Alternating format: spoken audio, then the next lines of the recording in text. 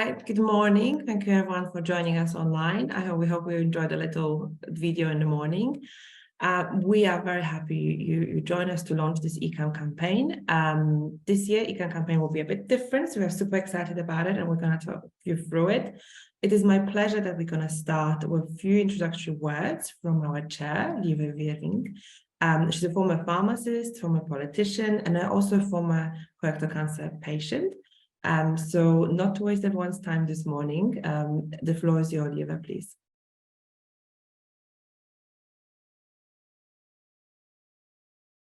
We're just going to unmute you, Lieve, because you're still muted. All right. Perfect. Thank you very much. First technical disaster here. So good morning, everybody. So I am Lieve Wiering. First of all, I would like to thank you for taking the time out of your busy schedules to meet with us today. It is my great pleasure to welcome you to the European Colorectal Cancer Awareness Month ECCAM 2023 launch event. For those who have followed our previous events, including our Colorectal Cancer Summit in November, you will know that this topic will always be close to the core of DICE activities. DICE originated from European Column, which for the last 15 years organized a campaign every year to raise awareness about colorectal cancer. And one might hope that after 15 years, we wouldn't need to do it anymore. But the sad answer is no. We still need to raise awareness about colorectal cancer.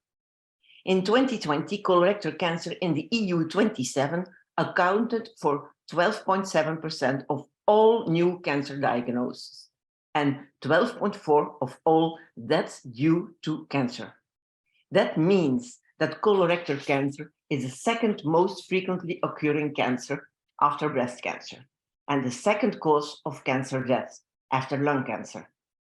Let me repeat that. The second cause of cancer death. That is a statistic we cannot accept for cancer that can be stopped in 90% of cases if caught early enough. It is often said that prevention is the cheapest cure and the best investment. That couldn't be more true in the case of colorectal cancer.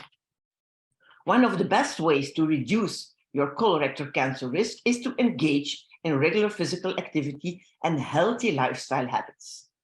That is why it gives me great pleasure as a chair of DICE board and my colleagues to present this year's campaign to encourage everyone to simply walk and get more activities. My colleague, Ruel Jacob, will present the campaign's detail and how to engage with it later today. From my side, I would like to thank all our partners and sponsors for their support and our member organizations for their commitment to bringing the campaign to a national level. This year, DICE, with their support, translated the campaign material into more than 15 languages.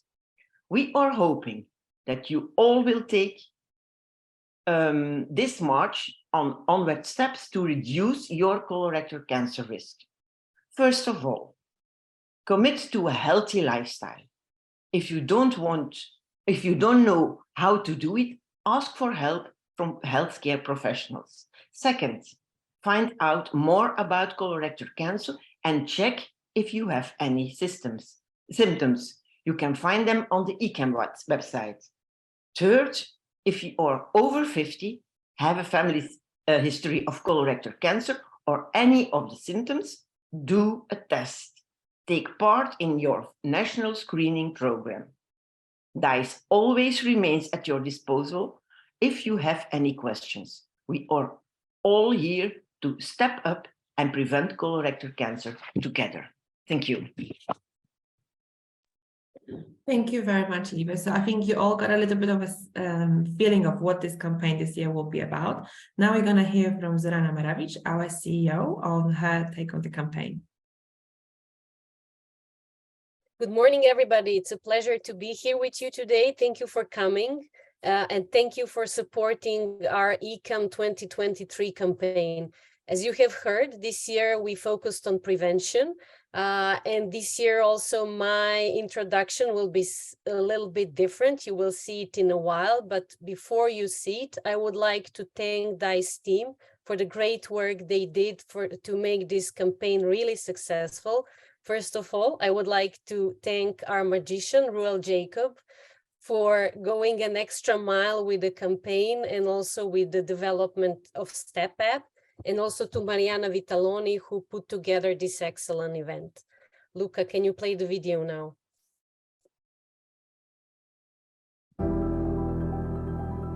Hello, everybody. I'm Zorana Maravic, the CEO of Digestive Cancers Europe. Thank you for being with us today for the kickoff of ECCAM 2023, the European Colorectal Cancer Awareness Month campaign. As a European umbrella organization for digestive cancer patients, we often produce materials and call for actions, new law, new policies and new guidelines. Maybe you say we always ask for more. Today, we are asking you for less to achieve more for your health and the European public health collectively. We would like to ask you to spend less time sitting down, less time on your screens, less time worrying about answering emails.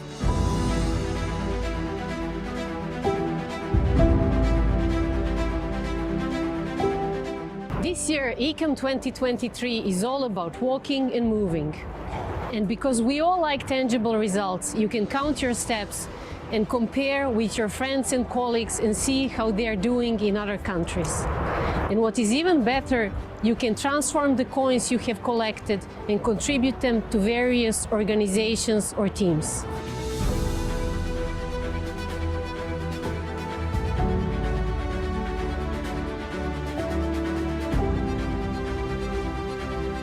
Last year, we all welcomed European Commission's ambitious target in the new cancer screening recommendations that 90% of the EU population who qualify for colorectal cancer screening are offered screening by 2025.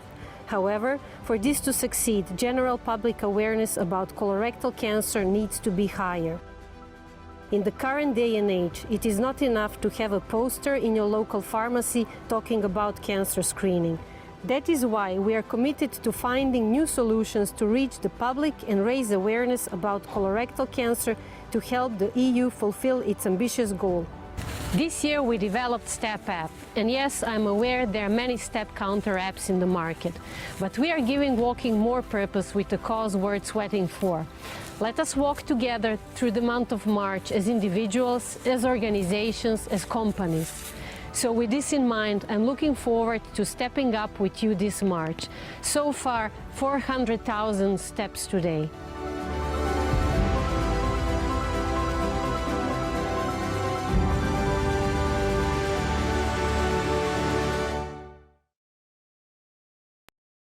So thank you very much, Zorana. You already have 4,000 steps today. We hope that most of us will have 4,000 by lunchtime today. Now we're going to actually try to make it a little bit more, even more interactive this year. So we're going to have a question for you, and one of my colleagues will just launch a poll. And if you could try to answer the question we have, this is question number 1 we have for you.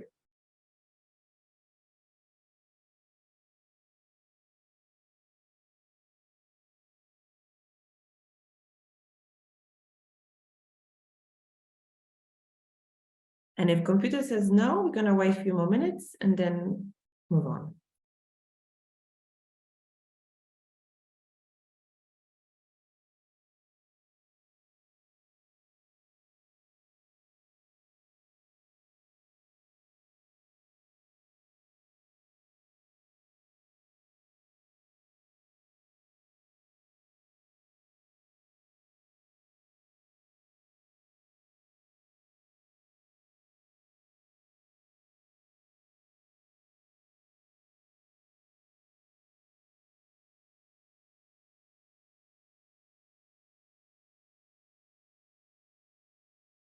And now Ruel will share the results with us.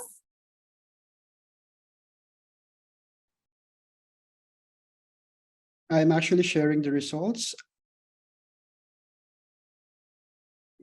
Can the participants see it? Yes, we can. Yes. So we have 17% for 10 muscles, 48% for 75 muscles, and 35% for 200 muscles. And Alexandra? Yes, I just for in terms of technicalities, computers love us sometimes. I realize that panelists don't see the question. So in case you're curious, we had a question of how many muscles it takes to make a step.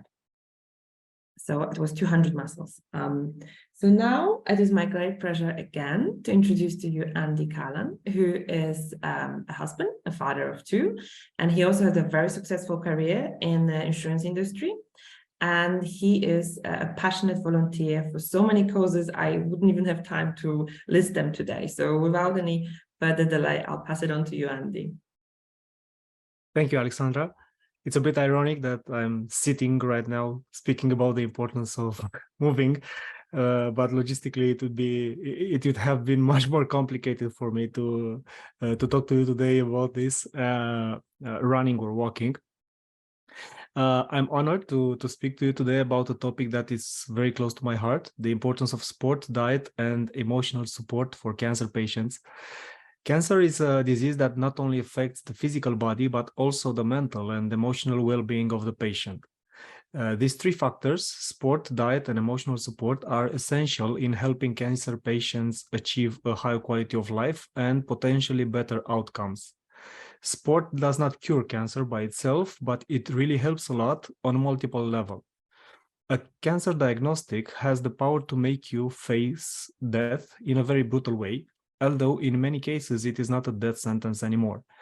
That means it affects your emotional state and mood, your physical shape, stamina, and energy levels. Some of those are side effects from the treatment, and some, equally powerful, are mentally induced, such as fatigue, anxiety, tiredness, and loss of physical strength. Sometimes anxiety and fear keep you awake at night, and on many other occasions, the poor quality of sleep leads to exhaustion and lack of desire to continue the fight. Physical activity, walking or power walking for 10, 15, 16 minutes per day can help a lot, both before and after the treatment. Exercise can improve the body's response to treatment, no matter the stage or type of cancer. Daily exercise increases your sense of well-being after cancer treatment, improves cardiovascular fitness, muscle strength, self-esteem, happiness, and reduces the treatment-related fatigue, anxiety, and depression. Too much time spent resting or sitting can cause loss in body function, muscle weakness, and reduced range of motion, not to mention depression and anxiety. Ideally, the daily walks or runs should be accompanied by friends or family. That helps a lot in the worst days when keeping your balance or even standing is a challenge for a cancer patient. But it is equally important for emotional support. A wonderful doctor once told me that cancer is the disease of the rebelling cells. Nobody knows exactly the source or the direct cause of cancer, of course, except smoking, which has already been proven. But it is generally known that we all have cells that should die peacefully and be replaced by new healthy ones.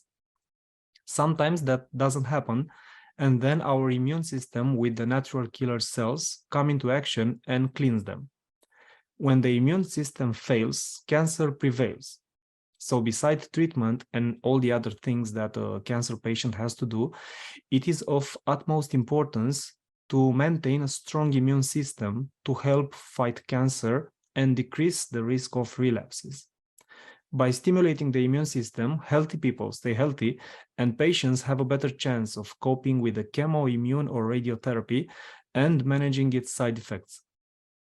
It is known that there are patients who stop their treatment because of the cumulating negative effect of chemotherapy and body failing. Unfortunately, not all of them make it. I was one of the positive examples, not because of my willpower, but thanks to my doctor and my friends who encouraged me to keep walking every day, especially in my worst days. Another important factor in preventing and fighting cancer is diet. A healthy diet is crucial for cancer patients because it can help improve overall health, reduce the risk of recurrence disease, and support the body's ability to fight cancer and treatment side effects. Eating a balanced diet that includes plenty of fruits, vegetables, whole grains, and lean protein can provide the nutrients the body needs to function properly. There are also certain foods that have been shown to have specific benefits for cancer patients. For example, broccoli, cauliflower, kale contain compounds that have been shown to have anti-cancer properties. Similarly, foods that are high in antioxidants, such as blueberries and green tea, may help protect the body from the damaging effects of cancer and cancer treatment. It's important to note that every patient's dietary needs may be different depending on the type of cancer they have and the treatments that they are undergoing. Working with a registered dietitian can be very helpful in developing a personalized nutrition plan that meets the patient's specific needs. Last, not least, and maybe the most important one of them, is the importance of emotional support. Cancer patients often experience a range of emotions from fear and anxiety to depression and anger. This emotion can be overwhelming, and without proper support, they can negatively impact a patient's ability to cope with their illness. Everybody dies, younger or older, sicker or healthier, from one cause or another. The huge issue with cancer is that it is actively, daily, constantly killing the patient. So you fear for your life day after day, night after night. You fight for your life each and every day. And this consumes you and affects you in impossible to describe ways. Emotional support can take many forms, from simply being there to listen to a patient's concerns, to providing practical assistance and even connecting them with support groups and professional counseling services. Or sometimes just help him shift his mind from his illness. I remember one very bad day while I was doing chemotherapy when one of my friends came and took me out for a walk. I was feeling awful, both physically and emotionally, but he insisted, so I went outside to take a walk with him. He started talking to me, telling me how his day at work has been, how his kids were doing, completely ignoring my state. I was getting frustrated and angry, and I asked him why he doesn't ask me how I feel, talk to me about the miserable state I was in. He looked at me, smiling, and said, "Will it help? You are already thinking of this 23 hours per day. Are you sure that it will help you to spend this hour with me in the same way?" Probably by now, all of you know that he was right and that I felt much better for a few good hours after that walk. Emotional support is not important just for the patient, but also for their loved ones. Living with a cancer patient is not an easy task. Many trauma survivors can be really calm under extreme pressure and when disasters or serious emergency happen. However, most of us have huge negative reactions to small things to which other people do not even react at. So when a real emergency occurs, a trauma survivor is who you want to have by your side. But if you lose your keys, you're frustrated over having a bad day at the office or get a little sick, that is where a trauma survivor is overwhelmed and overreacts in anger or shut down completely. So family members and caregivers can experience significant stress and anxiety while caring for a cancer patient. Providing emotional support for these individuals is equally important and can help them better manage their own emotional well-being. Offering practical assistance, such as running errands or cooking meals, can also help alleviate some of the stress and anxiety that cancer patients and their loved ones may be experiencing. These small gestures can make a big difference in a patient's overall well-being. So until now, I have only spoken about the importance of sport and diet in cancer patients, but regular exercising and an active lifestyle along with a healthy and balanced diet are also the most important factors in cancer prevention. Before the diagnostic, I was an ordinary middle-aged, overweight, sedentary corporate type of guy, and having known these things before could have helped me avoid or at least delay the cancer. Maybe. I don't know. I just have this feeling about it. And that is why I have made a personal quest out of sharing the information with the world, hoping that I can help save at least one person from this awful experience. So I hope that this knowledge reaches both cancer patients and healthy people, as it is very useful in managing the disease, but even more useful in preventing it. Thank you. Thank you, Antti, for sharing, and I hope everyone found it insightful, especially from how it feels like. And I think a lot of people, a lot of the participants have probably some personal connections to the story as well they could relate to. We said at the beginning we will not be very policy focused, but we are absolutely delighted to have support of 2 MEPs. So I would like to introduce now MEP Konečná from the Czech Republic, who's been serving in the ENVI committee, IMCO committee, and she's been now the MEP for the 2nd consecutive term. So she is a very strong advocate for health topics, and we are very happy that she will be able to share her thoughts with us. So if everyone is ready, I would like to give the floor to her now. Thank you very much, and dear participants, dear guests. First, let me thank the organizers for the opportunity to participate in this event and to speak before you.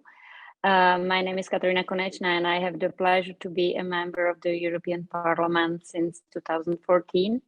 Currently, I'm the member of the ENVI committee and COVID committees, and I was also a member and coordinator in the closed BECA committee. During my 2 mandates here, I have seen many health initiatives going through the EU legislative process, like the HTA regulation, health union files, medical devices regulation, or EU for Health program. I'm aware that what matters the most is the impact we have on citizens' health and how effectively we manage to translate the European project into tangible results for people's health. So it's with a great pleasure that I welcome the Digestive Health Europe campaign to raise awareness about colorectal cancer. As you will hear from many speakers today, colorectal cancer is one of the main cancers in the terms of prevalence.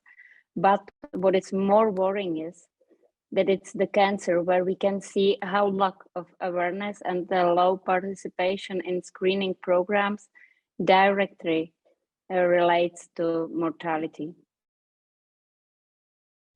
This is especially important for less and first countries, where we can see a West-East division in mortality from colorectal cancer. The 5-year survival rate of colorectal cancer patients diagnosed in 2000 to 2007 is highest in Western Europe and lowest in some countries of Eastern Europe. On my own country, Czech Republic, has a prevalence of 80 cases per 200,000 inhabitants, according to European Cancer Information Center and the latest available data. For example, approximately 10 people die every day in Czech Republic from colorectal. Also, compared to other Central and Eastern Europe countries, mortality appears better, on average 30 deaths per 200,000. It still makes it unacceptably high to know that the people are dying from cancer, which is detected early, can be cured in 90% of the time. We cannot allow for inequalities in awareness and screening to create disparities in cancer mortality. And I was therefore glad to see the European Commission earlier in this mandate recognized the need to tackle cancer through prevention, treatment, and care comprehensively. As an MEP, I hope the European Beating Cancer Plan will deliver on its promises to European citizens. With all this in mind, I hope that this March we will all step up for colorectal cancer and encourage as many of our family members, friends, colleagues, and citizens to not only become more psychically by walking for colorectal cancer, but also the first step to become more aware of the colorectal cancer risk factor and screening programs. As we all know, psychical activities is not only important for colorectal cancer, and it's cross-cutting healthy habit that helps to reduce risk of nearly all types of cancer and also other diseases. And I wish you a fruitful discussion and looking forward to all the good steps we can take together for colorectal cancer, for you, for a patient, and for everybody who needs help. This is a reason why we're sitting in European Parliament and we need to do it. Thank you very much once more for opportunity to be here with you.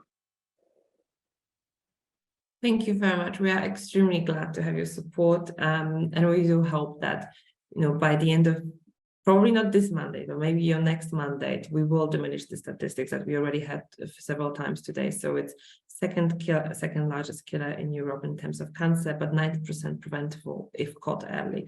And I think these are these two statistics we would like you all to bear in mind during this webinar. So now, unfortunately, our second MEP couldn't be with us today, but she sent a very nice video. As you've seen, we have quite a lot of few videos this time. Dride Klune is an MEP from south of Ireland, and she also has been in European Parliament for the second term now, 2014, 2019, and she's also serving on the IMCO. She was serving on the NV and the IMCO committee, and here is her speech. Good morning, everyone. My name is Deirdre Clune, member of the European Parliament for the Ireland South constituency and member of the Beating Cancer Committee. I'd like to thank Digestive Cancers Europe for inviting me to become involved in the European Colorectal Cancer Awareness Month and to speak at this launch of the STEP app. A key focus of the European Beating Cancer Plan is prevention. It's vital that we highlight and address the key risk factors for our health and give people the information and the tools they need to make healthier choices. One of the best ways to reduce the risk of colorectal cancer risk is to engage in regular physical activity. And a number of EU initiatives have aimed to promote healthy lifestyles across Europe with targeted investment programmes. I welcome the Colorectal Cancer Awareness Month campaign and STEP app, an enjoyable, accessible way to learn about preventing colorectal cancer. And discussions like these taking place today and the upcoming campaign are necessary to highlight the challenges faced by colorectal cancer patients and to implement solutions to improve prevention, detection, treatment and care. Indeed, prevention must be a priority where possible.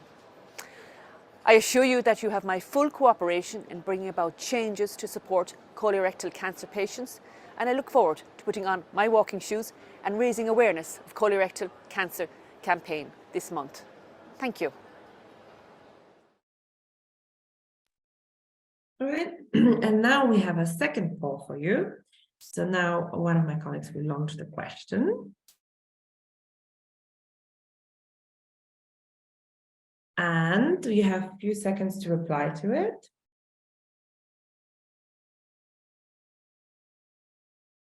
And I think soon we're going to see the results.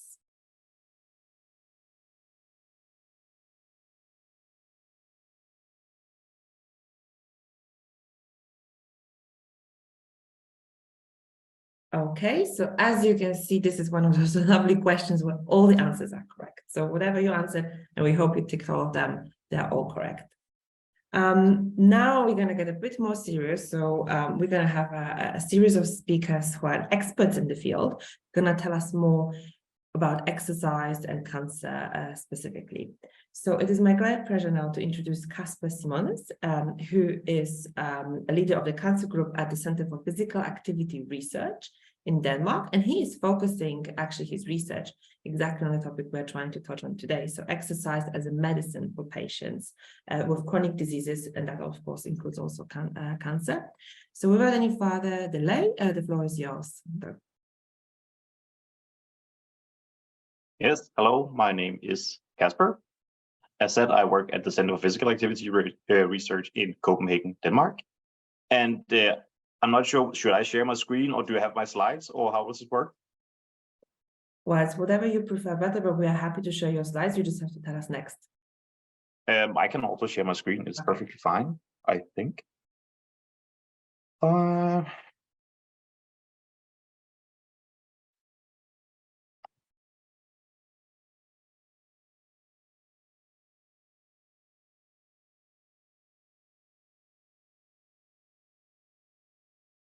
Is it working now? Yeah. Perfect. Yes, before proceeding, I would like to say that much of the work that I'll present today has actually been designed and supervised or made by my former PhD supervisor, Pernille, who unfortunately passed away due to cancer 4 years ago. So it's much of her work that we're actually continue to work on this day to day. So physical activity as a protective factor for cancer onset. What do we actually know? Well, based on one of the biggest today investigations, including 1.4 million individuals and 200,000 cases of cancer, leisure time physical activity is associated with a lower risk of developing approximately 13 different cancers. And among these 13 cancers are both colon cancer and rectal cancer. And if you're physically active in your leisure time, you actually have approximately 15% low risk of developing colorectal cancer.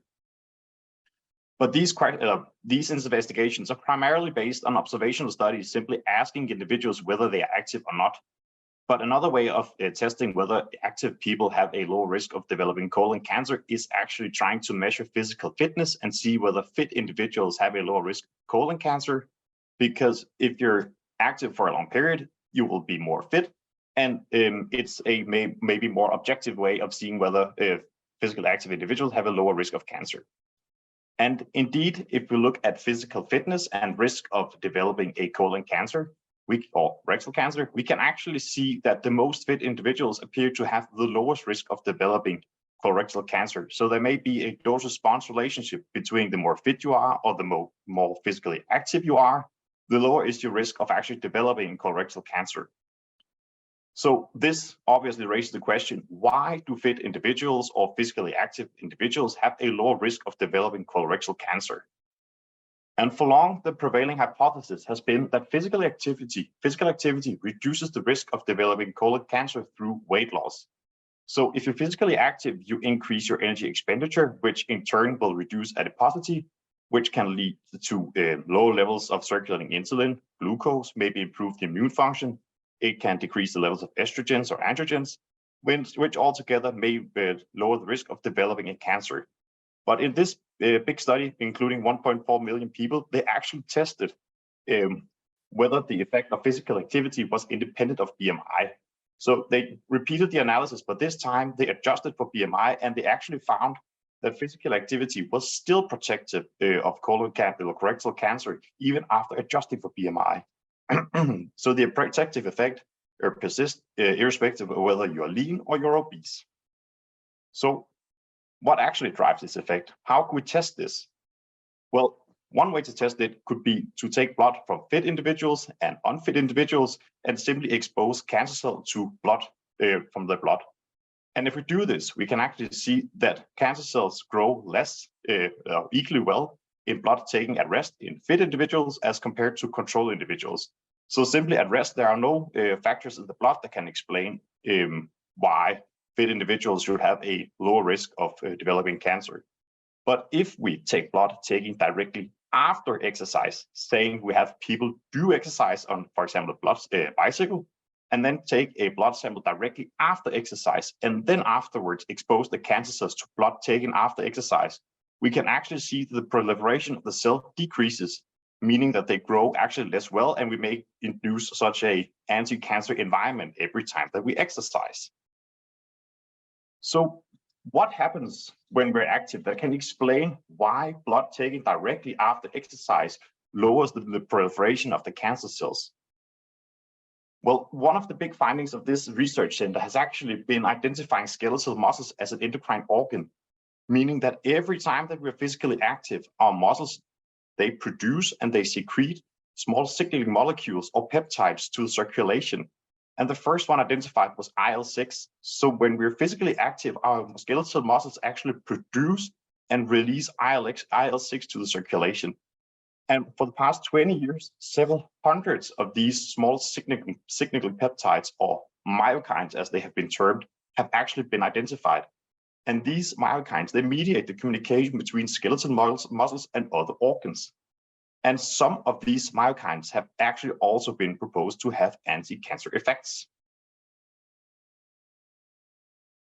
So my former PhD supervisor, Pernille, back in 2011 found that if she took mice and had them swim, they could measure an increased concentration of a myokine called oncostatin M in the serum of the mice. So it increases with exercise and then gradually returns to baseline levels again. But if she takes the blood from the mice after exercise and then incubates the cancer cells with the blood after exercise, you can see that it induces apoptotic pathways, and it actually decreases the proliferation of the cancer cells in a oncostatin-dependent manner. So she identified oncostatin as a myokine that skeletal muscles produce and release every time we're physically active that actually lowers the proliferation of cancer cells. And since we're talking about colorectal cancer these days, there's actually also been a study in 2013 that found a myokine called SPARC, or they investigated a myokine called SPARC. They exposed mice to voluntary wheel running, so they simply placed a running wheel in their cages, and they found that when the mice were running, they increased the circulating levels of SPARC in the circulation. And they actually found that the mice who were running, they suppressed the onset of colon cancer. And trying to investigate whether this was due to SPARC, they did this in SPARC-null mice, meaning the mice do not express SPARC. And when they do not, there's absolutely no protective effect of exercise on colon cancer onset. They also tried to mimic the cancer or the exercise by simply injecting SPARC into the mice, and they could see that the more SPARC they injected to the mice, the bigger was the suppressing effect of SPARC on colon cancer onset. So all of this together, we have proposed this sort of figure where every time that we are physically active, we create an anti-cancer environment because our skeletal muscles produce and release several factors that has effect on both the growth of cancer cell and potentially also the onset of cancer. But what if we have mice exercise for a prolonged period? What actually happens if we simply have mice exercise and then subsequently try to induce cancer in the mice? What do we see? Well, she also tested this and actually found that if you just provide mice access to a running wheel, she can actually delay or maybe even prevent the incidence of some cancers. And in this case, it was actually liver cancer. So she reduced the incidence of cancers simply by having the mice running, but also reduced the tumor burden in the mice who were running.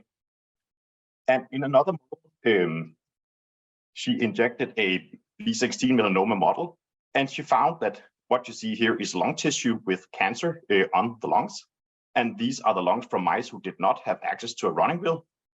And when she then subsequently gives other mice access to a running wheel, this is the actual picture. So you can see that the growth of the cancer is actually reduced by approximately 60%. So why do we see that exercise can reduce the growth of cancers by approximately 60% by simply giving them access to a running wheel? To address this question, we could try to look into the tumor to see what is actually upregulated within the tumor of the exercising mice. And what you found was that the majority of things upregulated within the tumor were related to the immune function or inflammation. And when she looked more into the immune system, she found that it was especially these NK cells or the natural killer cells that were upregulated within the tumor, and found that it was actually the NK cells that was most likely driving this reduced cancer growth of the mice.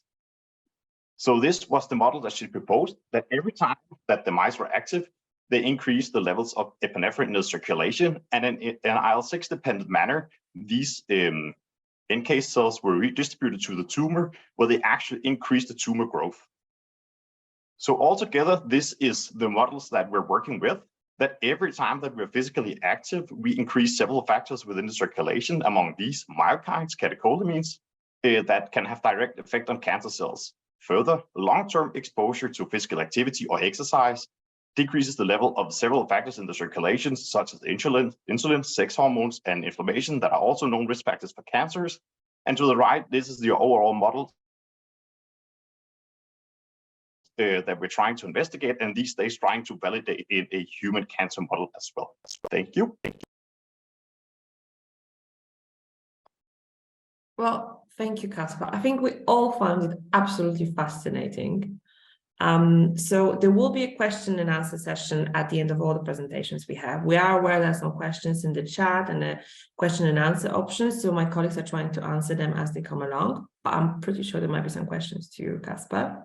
So now we're going to move on to another presentation by a medical scientist from IAC, Dr. Karin Sauvet. I hope I pronounced that right. So the floor is yours. Thank you. Let me share my screen.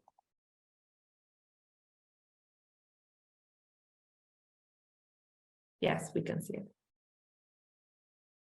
Okay, so good morning. I'm Catherine Sauvager. I'm a medical epidemiologist from the International Agency for Research on Cancer, the WHO. I'm working within the screening group. And I think I'm showing the last Yes, slide. I think maybe you just put it That on is on the other mode. Sorry for that. Maybe if you just put it Voilà, on the here view mode. is it as okay well. now? Yes. So we're talking about the secondary prevention and early detection. And I would like to start with saying that colorectal cancer is an excellent candidate for screening. Why? Because it's a major health problem and we can detect pre-cancerous lesions with screening. We have effective treatments for these lesions, and the screening test has a high level of accuracy. It's a convenient, simple, no pain at low cost, and this screening test doesn't cause any complications. If we look at the natural history of colorectal cancer, it starts with small lesions that will increase in size, first benign, and then malignant. So when we do screening, we have time to diagnose these precancerous lesions, to remove them and avoid the development of cancer. This natural history will take several years from a proliferation to cancer. So we have time to detect them and treat them. Now we know that when we detect early the cancer, we have a better survival. And these are data from the UK showing the 5-year survival rate according to the stage at diagnosis. And we see that an early stage, we have more than 90% survival at 5 years. And the higher stage will have a lower survival rate. Now let's look at the effect of a screening program. We know we have observed that screening will reduce the incidence and the mortality by 30%. These are 3 different countries, and this is a recent study. They used the cancer registry data looking at the incidence and mortality from 2000 to 2018. They look at the time trends. This is the incidence in men and in red in women, and below is the mortality from colorectal cancer in men and in women. And this is the first example is Austria, where they have a long-standing screening program. They started in 2005. The program is an opportunistic program, and they use colonoscopy as the screening test. And we observed that after implementation of the screening program, there is a reduction in the incidence in men and in women, and also reduction in the mortality. The Netherlands is another example. They have a recent screening program, started in 2014. They use the FIT test, but it's an organized program with invitation and target population defined, etc. In the Netherlands, the participation is high. And what we observed that after implementation, the incidence increased because they detected a lot of cancers and then started to decrease. And the mortality also decreased. But in a country like in Norway, they don't have any screening program, and the incidence or mortality are quite flat. These are the picture of the screening programs organized in EU in 2016. And we see that most of the countries, they have a screening program, organized screening program, except 3 countries. So what are the screening tests used? There are 3 types: stool-based tests, endoscopy test, or imaging test. Stool-based test used to be a fecal occult blood test with GAIAC, That means it will detect the hemoglobin, because we know that the polyps or the cancers are bleeding. So we want to detect the blood in the stool. But now we have shift from Gaia fecal occult blood test to immunochemical fecal test, because it's more sensitive, it's more practical, and also it doesn't need any dietary restriction. So the FIT test is the most common used test. And when a person is FIT positive, she will be referred, or he will be referred for colonoscopy as a confirmation test. So in terms of endoscopy tests, there are flexible sigmoidoscopy that will look only to the distal part of the colon, or colonoscopy that will look at the full part of the colon. Colonoscopy is the gold standard to detect colorectal cancer. It will detect precancerous lesion. It will allow to remove these lesions. It will also allow to do biopsy. But it is expensive, and also there are some risk. The third type of screening test is imaging, so like the CT colonography. It's not used in Europe in a mass screening program, and of course it's expensive. There is another type of stool-based test. You looking at the DNA, it's a marker of colorectal cancer. It's used in the US, but not in Europe. What are the recommendations in EU? These are really new recommendations from September 2022, is defining the target population of 50 to 75 years old. People are invited to receive a screening test. The screening test is a FIT test, and if it's positive, there will be a follow-up with colonoscopy. This is an example of awareness to participate to a screening program in the NHS and how it's worked. So this is example from Scotland. The population will receive an invitation to participate to the screening program. In the invitation, there is a FIT kit, and they have to, with a stick, to take sample of a stool. And then this stick will be placed in a tube, and the tube is sent with a prepaid envelope to a central lab.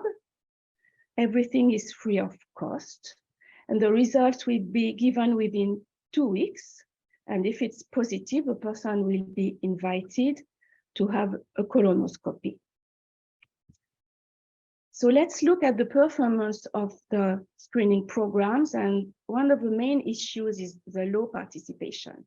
The optimal standard is 65% participation rate to the screening program. And based on the results in 2016, there is only one country here, the Slovenia, who reached this participation rate of 65% and over. The other countries didn't, like, in red, it's less than 20% participation. In orange, it's between 20 and 34%. So it's low, and this is a big concern. There are a lot of studies looking at the barriers why people are not participating to the bowel screening programs, and it's consistent in all studies. One part is we know that men are less participating than women. Also, people in their 50s participate less because they think that it's more a disease for the senior, but not for them. They are not concerned. There are also differences with the socioeconomic groups or some ethnic groups. People also have a misconception of screening. They think that screening is for people with symptoms, with complaints, and this is the difference. Screening is for healthy people with no symptoms. There is also concern of a practicality of the sampling. because they are in contact with a stool and they are concerned that they don't want to do sampling of a stool. So the performance of the screening programs in EU, we have seen that the participation rate is low and the desirable standard should be 65%.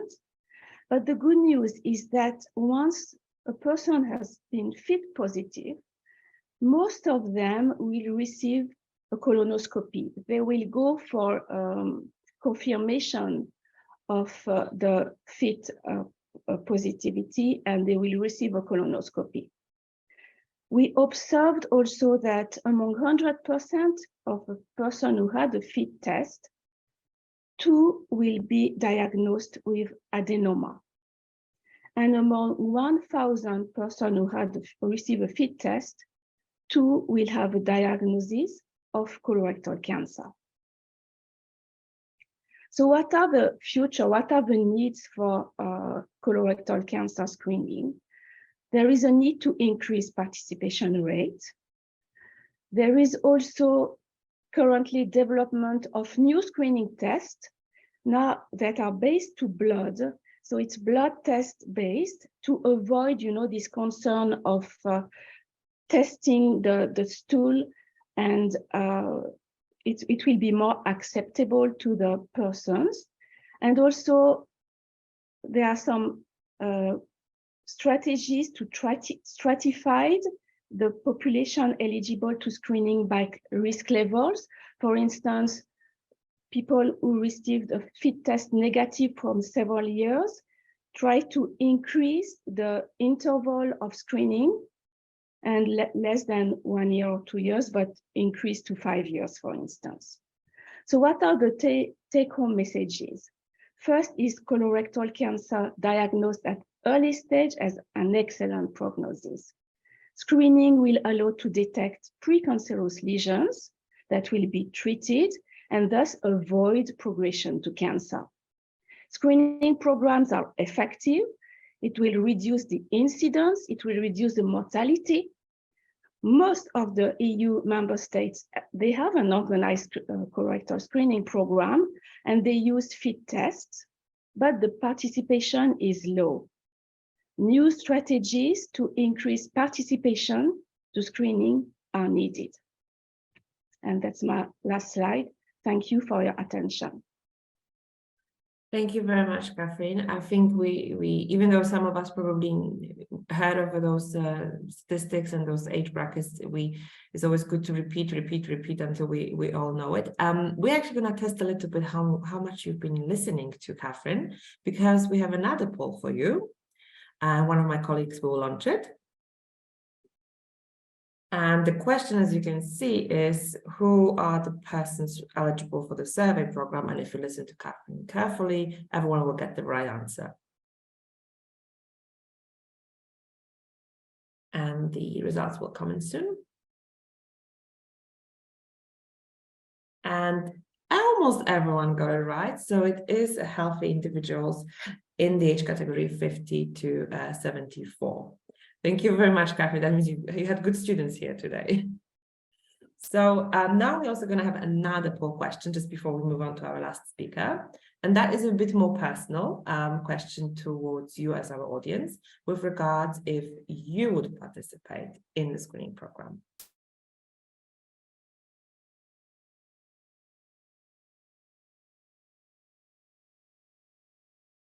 I'm going to give it a few more seconds. And the results will come in soon.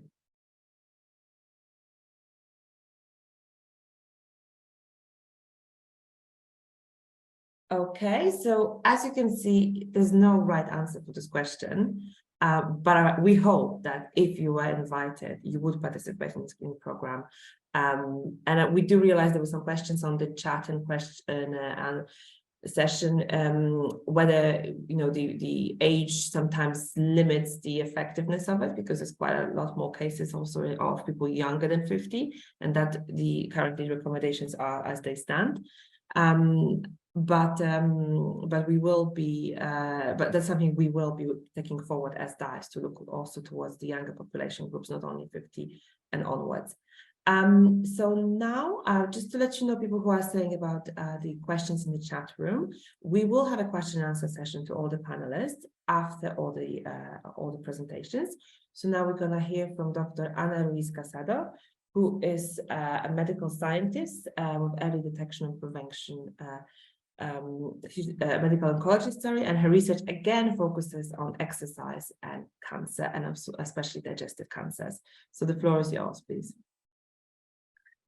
I am really sorry, but I think I can't share my... You can't share. That is okay. Don't worry, because then one of our colleagues will share your presentation and you just say next slide. Oh, thank you very much. And just,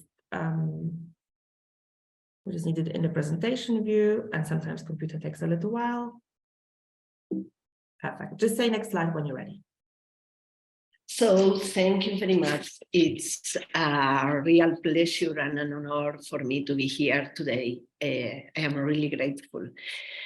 Over the next 10 minutes, I'm going to discuss this topic: tertiary prevention, rehabilitation, and quality of life for colorectal cancer patients.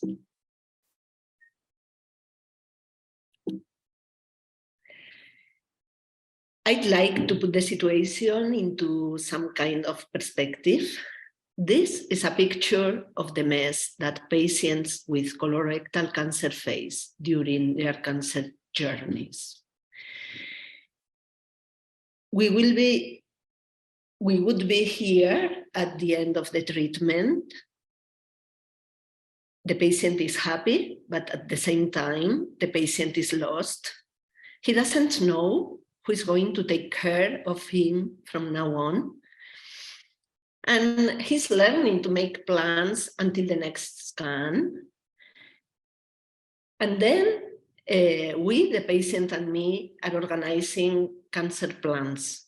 And at some point, the patient asks, what can I do? And this is an important question. I'm sorry, but I can't do anything with the slides. Anna, can you just please tell me next slide? Yeah, just say next slide and I will press next. I'm sorry, I am really sorry. Next slide, please. I am really sorry. I don't know why it doesn't work. The next slide, please. Then I have to think about the objectives for the patient at the end of the treatment. First objective is very clear: to be cured. To be definitely cured is the objective for most patients. For sure, not having persistent toxicities, not having persistent symptoms, not necessarily in this order, but presumably having a good quality of life, and very important, to avoid other causes of death. Sometimes the patients don't think about it, but it's really significant, really important. Next slide, please. So my answer for patients when they ask, what can I do, is always the same. I always say, you should exercise. And you should exercise in a systematic way, multimodal exercise, meaning aerobic, strength, and flexibility. And for those patients who are reluctant to exercise in a demanding way, it's a good idea to remind the option of yoga. Next, please, and next, and next. My reasons to recommend exercise are beyond the easy explanation about endorphins or social interaction. That is good, it's very good.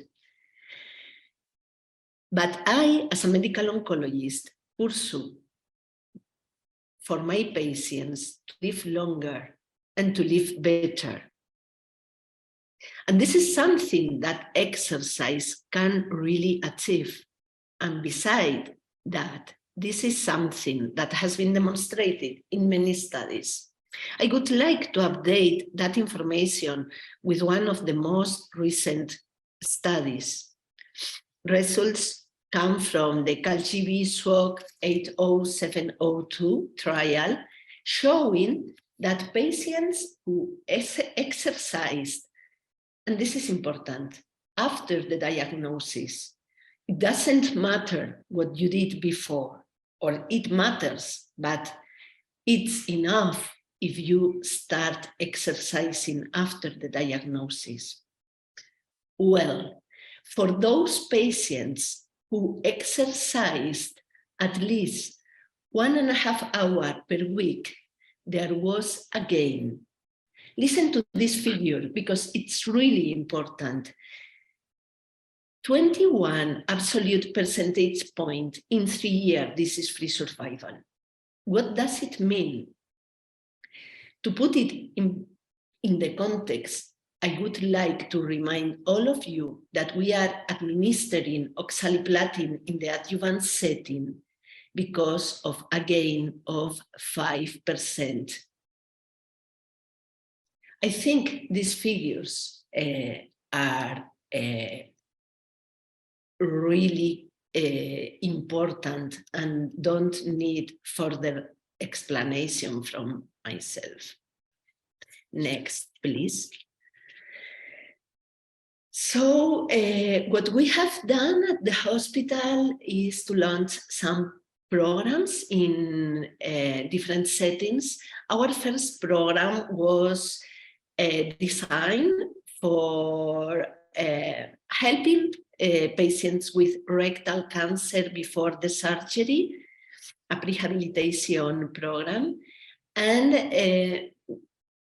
then the next picture is about one of our latest programs during chemotherapy for adjuvant colorectal cancer, and was developed during the pandemic period, so it was quite a challenge, but very interesting, and we learned a lot from the program.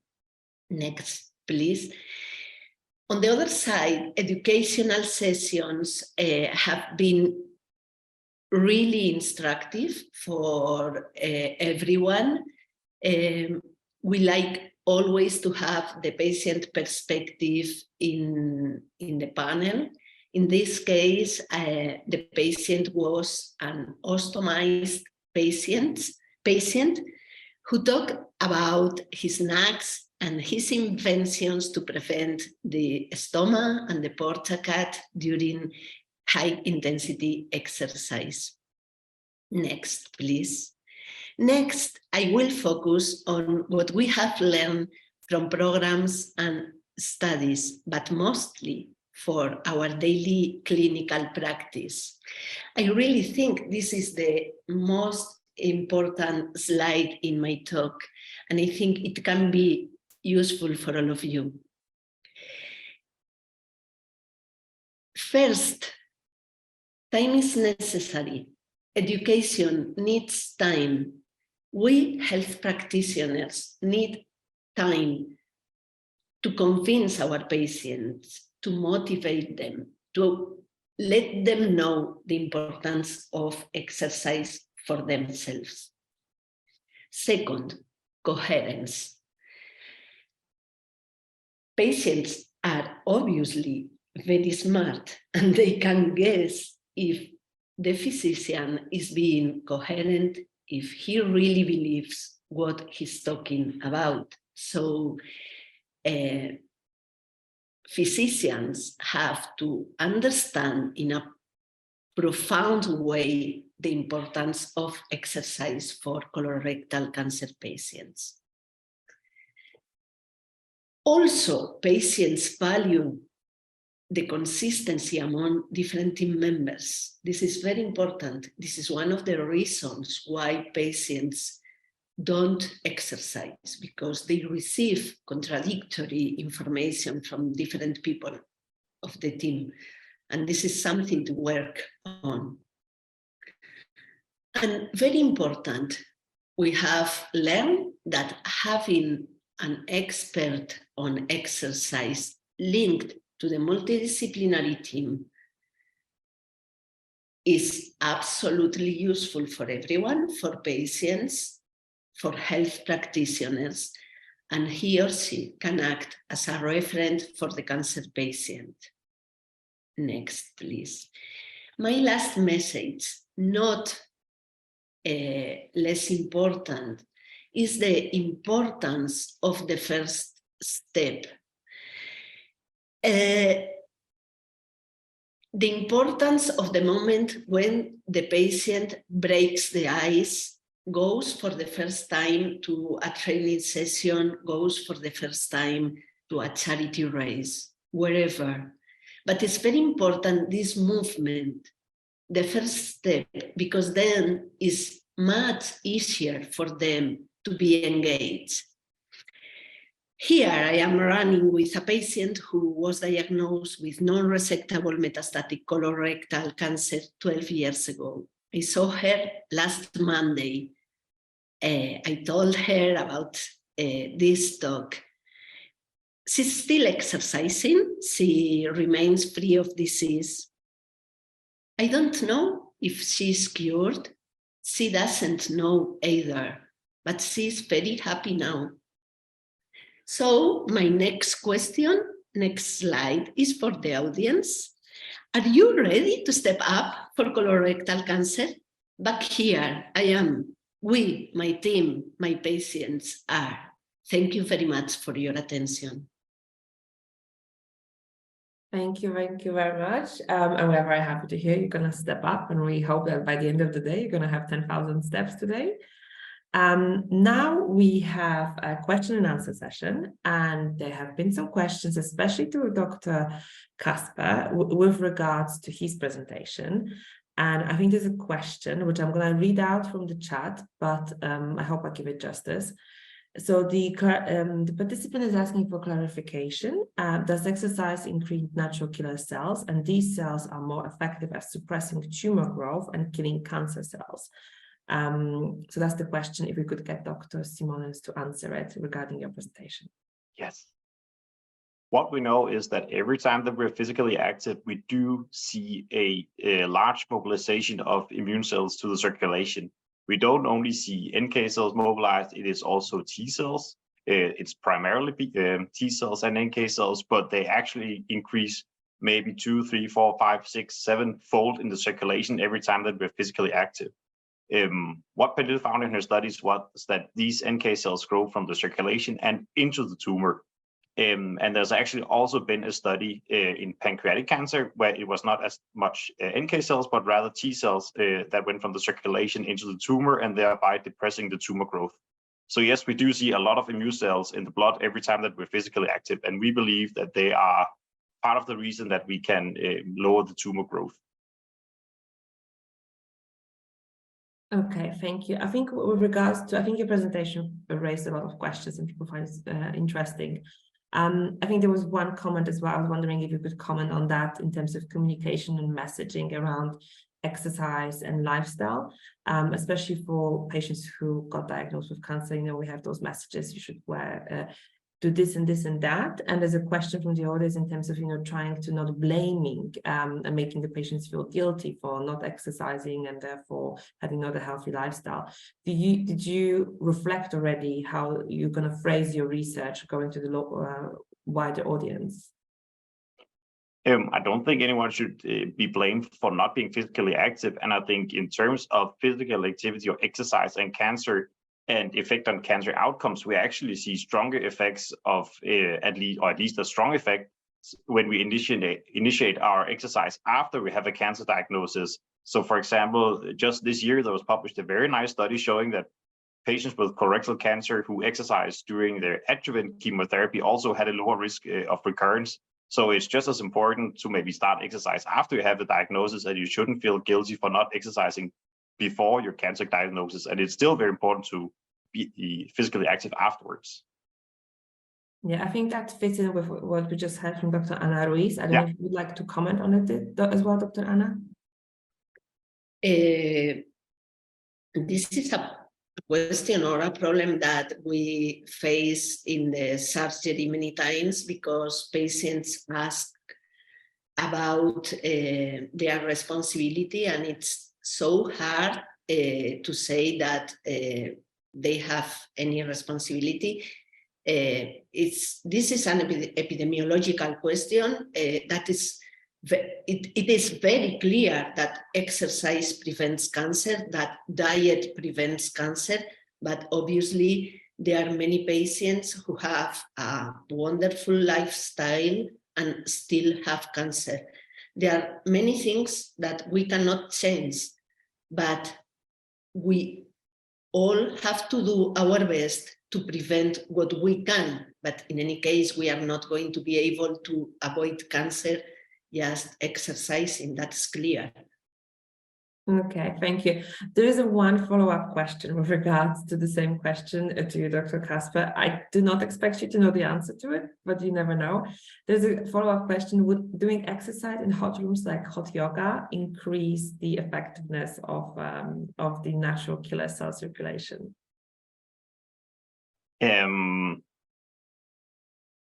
I don't know much about hot yoga and NK cells, but in general, NK cells and the immune cells are mobilized to the circulation in an adrenaline or noradrenaline dependent manner. So if the more intensity, the more immune cells. So maybe if you do very intense yoga, you may see a increased amount of immune cells in circulation. In general, you don't have to do a lot of intensity to increase the amount of NK cells or other immune cells in circulation. We've measured it simply going from maybe first floor to sixth floor. We can actually measure more immune cells, and simply by warming up at a low intensity, 5 to 10 minutes, we can maybe double the amount of immune cells in the circulation.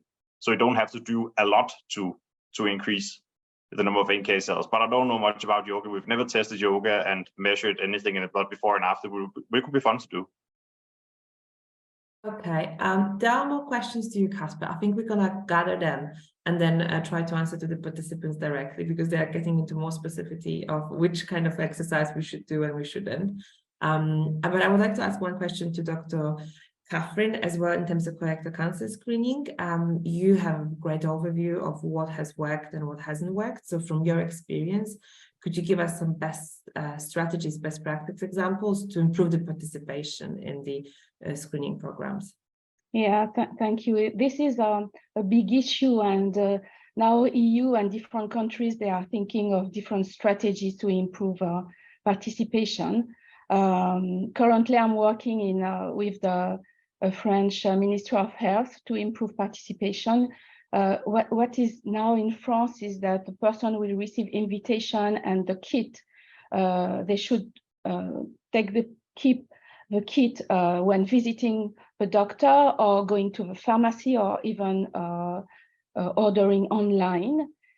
But now the French government is thinking of sending directly with the invitation the kit for sampling. There are other reasons, like strategies like sending an SMS for participation, for invitation, or using the social networks. These are the type of strategies that they are thinking about. But so far, there is no really good strategy. Probably also increase awareness about colorectal cancer, and this is what you are doing. Yes, we are trying our best for many, many years now. I think we're going to have a last question we had is in terms of physical activity, and I think it can go to the whole panel and maybe especially to Dr. Ana. Why do you think it's not seen as something to be prescribed to, prescribed to patients yet? And there is this kind of general idea that, it comes for cancer or any kind of chronic disease that you should just, take, rest, relax, and you just end up kind of, watching Netflix or binge watching. So why do you think there is that is not recommended more yet? Well,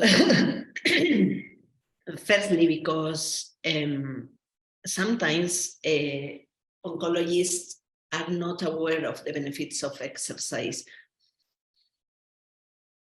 It's difficult to talk about that because in some way I am not very happy defending that, but the truth is that we are more educated about drugs, about other kind of treatments, but despite of the benefits of exercise, not only in the cancer population, but in the general population, education in the medical schools and during the residency is really very scarce. So it's very easy for medical oncologists to know very much about drugs, but it's not so easy to know about the benefits of exercise. So sometimes physicians don't know very well what the benefits are. And secondly, and not less important, because we don't have a very good knowledge about prescription. And well, this is not necessarily bad. I think you have to work together with specialists, with experts. You don't have to prescribe, you just have to recommend. But this is crucial. The recommendation has to come from the health practitioners and from the oncologist. And then the specialists could prescribe exercise. You have to explain to the trainer what they can do and they can't, but we physicians are not experts in prescribing exercise. We don't have to do it. Okay, thank you. If any other of the panelists would like to chip in at this point? Okay, well, and then we move on to the next section of our webinar today. We heard from the expert, you've seen what we have planned. We have more information about our app for you to come in the evening, towards the end. But now I would like you to hear from the Digestive Cancers Europe members. And it's my great pleasure to introduce to you Patricia. Patricia is working for No to Cancers Slovakia, and she has a PhD also in public health, and she's also kind of has an interesting link to the pharmaceutical side of things. So I think it will be very interesting to hear from her side, having her PhD, what the organization in Slovakia is doing. Thank you, Alexandra. I hope you can all hear me. I can hear you. Would you like to share your screen yourself, or would you like us to do it? Yes, I can share my screen, and if that will not work, I will ask you to share, but let's try. It's working. Okay, so I hope you can see my first slide. Hello to everyone. Good morning, dear colleagues, dear friends. I'm glad that I can share with you experiences with the colorectal cancer prevention in our country, in Slovakia, and what we can do as a patient organization. I prepared a few slides with a few campaigns we found out as most successful, and we would like to continue with them or somehow extend them and support for the next years. So from my personal point of view, those events with the infectable colon are the best for awareness. I personally like them a lot because that's very attractive and very useful how to explain why colorectal cancer is the good one for the screening. We are explaining how the FIT tests are working. We are giving the tests to the people. And I believe that most of the patient organization under DICE, they are doing that. What we are trying to do over the last years, we are trying to connect those type of awareness events with the other events, ideally events focused to the healthy lifestyle. For example, this year, we would like to connect with this marathon. This marathon is organized by a bank in Slovakia, which is very well known under the blue color. So we can find somehow the connection here. And In this event, we would like to go with the colon. We would like to give people the fit test. And that's a pity that's 2 days after the march, but still we would like to ask them even to download the Step Up application, which is the great campaign, great ECCAM campaign this year. As I know, it will collect the steps even after the march. So I think that that the message behind will be still good to communicate. So this is the campaigns, awareness campaigns for the general public.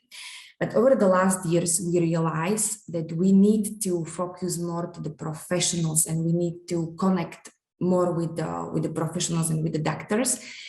And what we done over the last years, and we are still working on that, it's our health map. You can see on this picture, there is the map of Slovakia. And health map is an interactive map on our webpage with the gastroenterology ambulances in Slovakia. As even our doctors in the previous session present that patients, they are lost in the system. They are lost what they can do after positive test or where they can go. So we would like to help them so they can visit our map, our webpage, and find the gastroenterology ambulance based on their region or based on other preferences. And if they click on this blue bubble, that will show the doctor name, the address, and the contacts. How we done this? So there is a place on our webpage where the doctors can register to this network. But the better way how to, what we are doing, we are trying to interactively contact them, to call them or knock on the doors of the ambulances and ask them if they would like to connect or if they would like to be part of our network.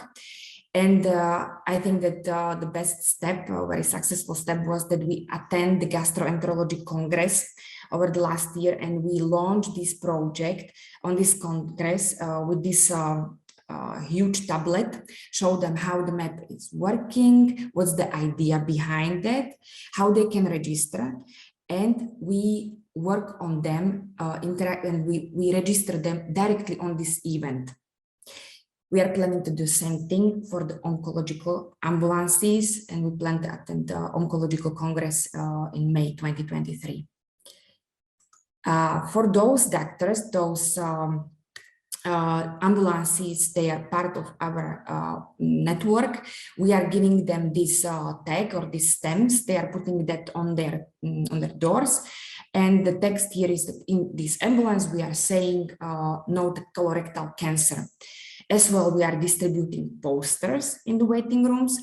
And the main purpose is that those patients waiting in their waiting rooms, to encourage them to ask more about the prevention, to ask more about the organization.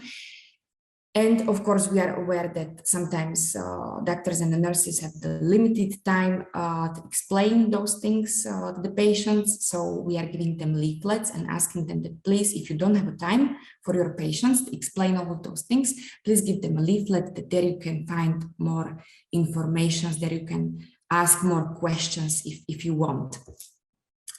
So that's all from my side. So thank you for your attention. And I wish you all the best. Thank you. Great. Thank you, Patricia. That sounds really good and really exciting. And we're looking forward to seeing how many steps you get. We're going to have a little competition probably. Our next presentation is from our member as well.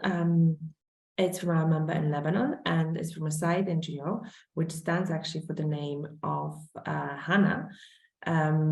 For her late husband's name, but at the same time, it stands for awareness, advocacy, and support. And from Hannah and from Said in Lebanon, we have a video as well, which one of my colleagues will play.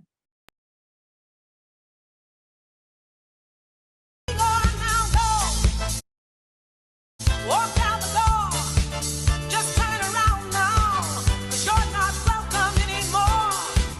Weren't you the one who tried to hurt me with goodbye? Did you think I'd crumble? Did you think I'd lay down and die? Oh, no, not I will survive. Oh, as long as I know how to love, I know I'll stay alive. I've got all my life to live, and I've got all my love to give, and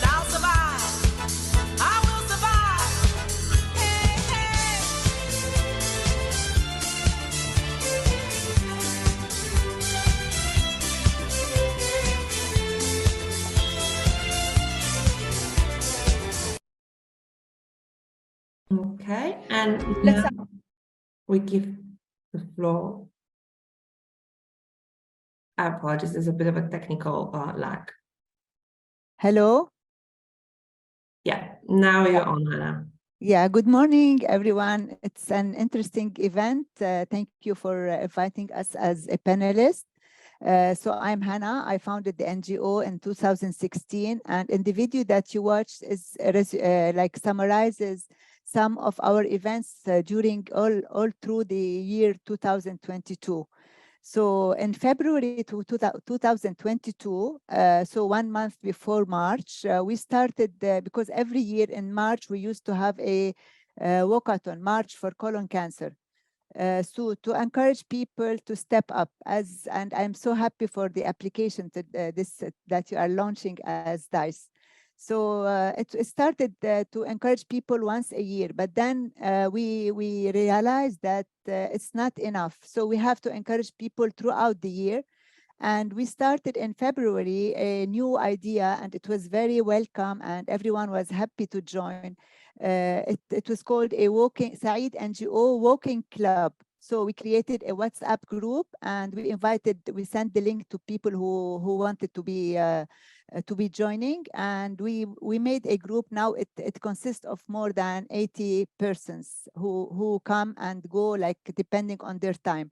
So we meet 3 or 4 times a year, and a week, sorry, 3 or 4 times a week. We decide on a time that fits the schedules of everyone, and we walk like for 4 or 5 kilometers every day.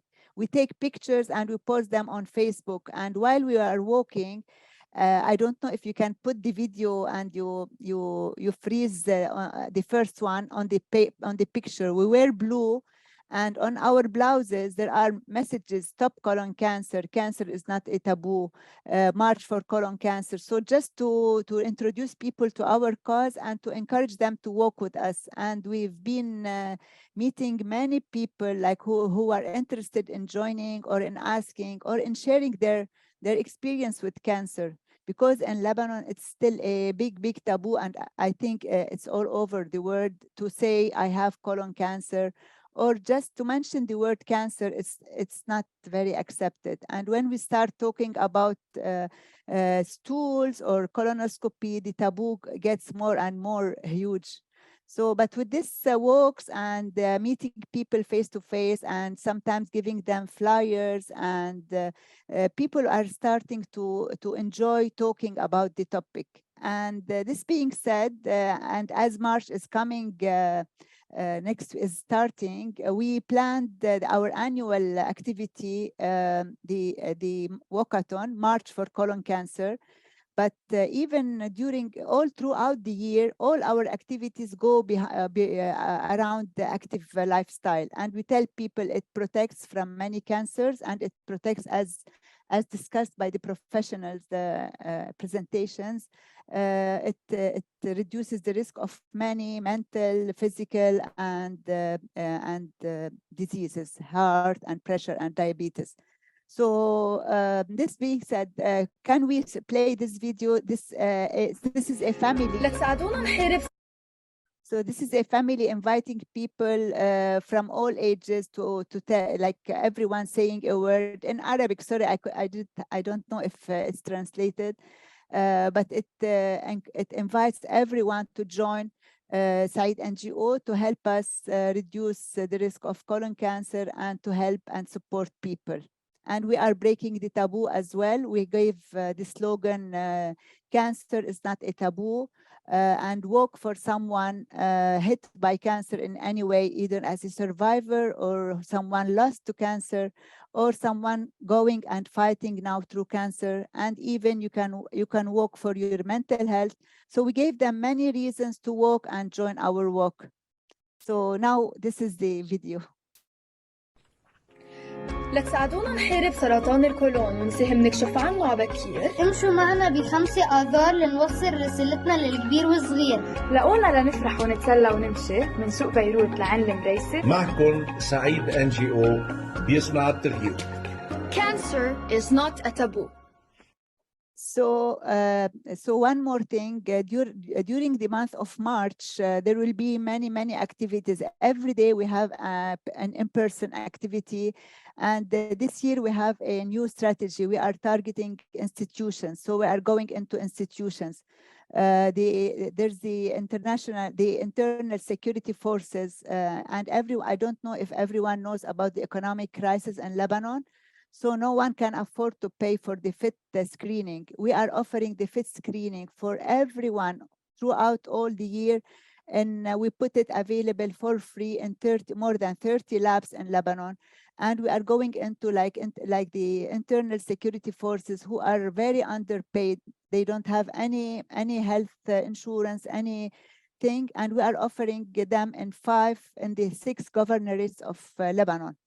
And also we are going into big institutions like hospitals, big companies, and sending awareness to all the employees and encouraging everyone to take advantage of our awareness and either do the test on if they can afford it, or they can benefit from our free screening. Plus the ones who are positive with FIT, we will invite them also to do the screening, the colonoscopy screening.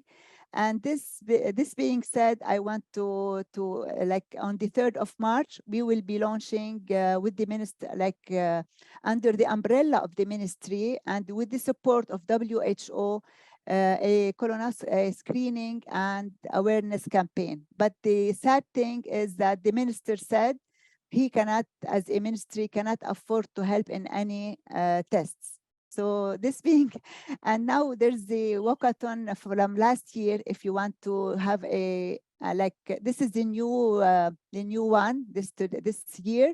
As you can see, cancer is not a taboo. This is our slogan. And we put all the information on the website, and we are posting every day to encourage people to step up. And now we sent the step up application to all our members and or to our walking club.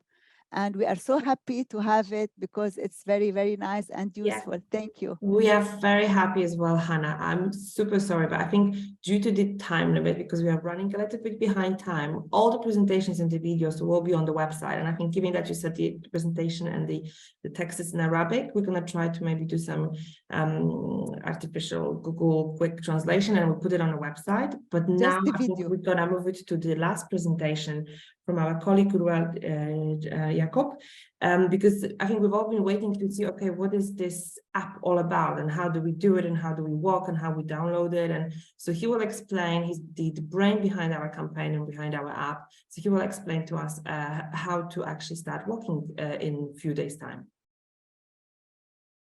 Hi there. Thank you for being here, and congratulations for making it this far. Of course, we won't let you go without telling you about the exciting part. Wait, hold on. I think there's something wrong with my camera. We've heard from the experts how physical activity is important in preventing colorectal cancer. Now is the time to walk the talk.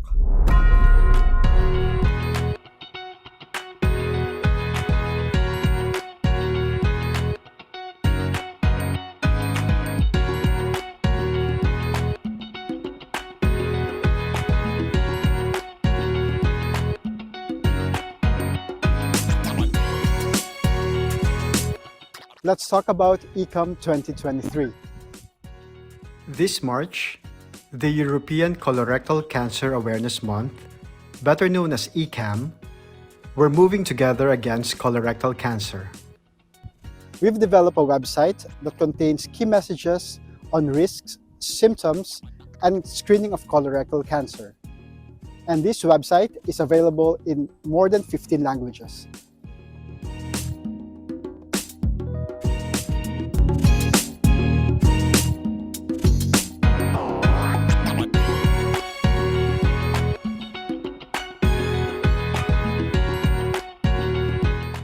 Also, focusing on the area of prevention, we produce a social media campaign together with our member organizations to spread awareness of colorectal cancer, which you could share across your network. You can download the English ECCAM campaign materials, including posters, PDF, video clip ads, a social media calendar with images, and even support badges. By sharing in any way you can, you'll be helping the campaign to maximize its reach. But there's more. DICE is proud to launch Step App, a free step counter mobile app that counts your steps. Step App will measure your daily steps through the technology on your smartphone and add them to the total steps taken by walkers across Europe. In addition to raising awareness and the importance of prevention, we are also hoping that Step App will be a platform to help our member organizations to raise funds. Let's give walking more purpose with a cause worth sweating for. Now you know how it works. This is how it looks like.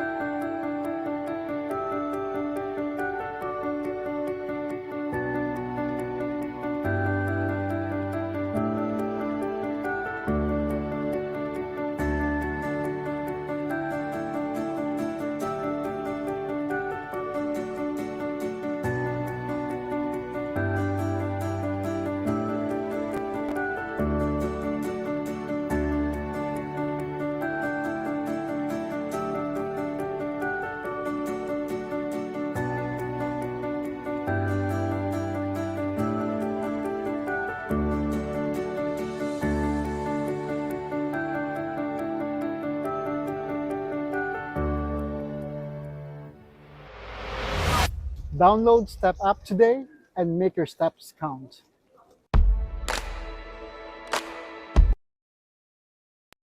So now we have a last question to you. And we have a little poll again for those of you who have stayed. Would you be ready? If one of my colleagues don't sit, yeah. Would you be ready to walk 10,000 steps a day? It seems a lot, but once you started, it might be just enough. And we hope by the end of this webinar, you all know the benefits of it. And the answers was yes. We don't have the answers. I will try. That is a very good answer as well. I will try. So we are very happy that the majority said yes, and that a lot of you will try to walk with us. So in case you have any questions about any of the things we've discussed today, please reach out to us. You can have our contact details on the website. We are very happy to answer any questions. In case you have more questions to the speakers, please pass them on to us. We'll pass them on to the speakers. And in case you have any technical difficulties with the app as well, because it is technology, we will be happy to answer them, and we are happy to help you with the app. And hopefully by the end of the month, we have at least 10 million steps across Europe. So thank you very much for your attention, and we're going to close now.